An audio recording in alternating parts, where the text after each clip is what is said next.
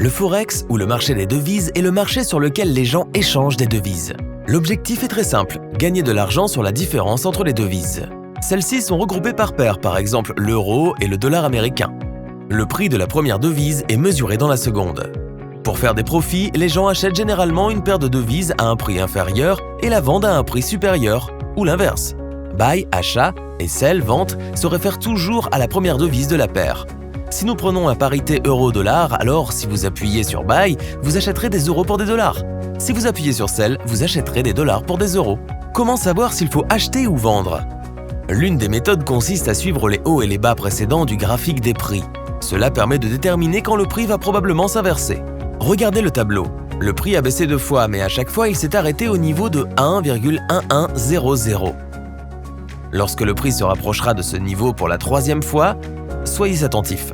Lorsqu'il est clair que le niveau de 1,1100 devient une fois de plus un obstacle pour les vendeurs, un trader peut ouvrir un trade d'achat. Une autre méthode consiste à faire attention aux longues mèches de chandeliers supérieurs et inférieurs. Chaque chandelier montre la dynamique du prix pendant une période donnée.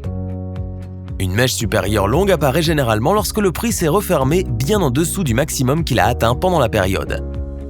Cela signifie que le prix est susceptible de s'inverser et qu'il est temps de vendre. L'inverse est vrai pour les chandeliers avec de longues mèches inférieures.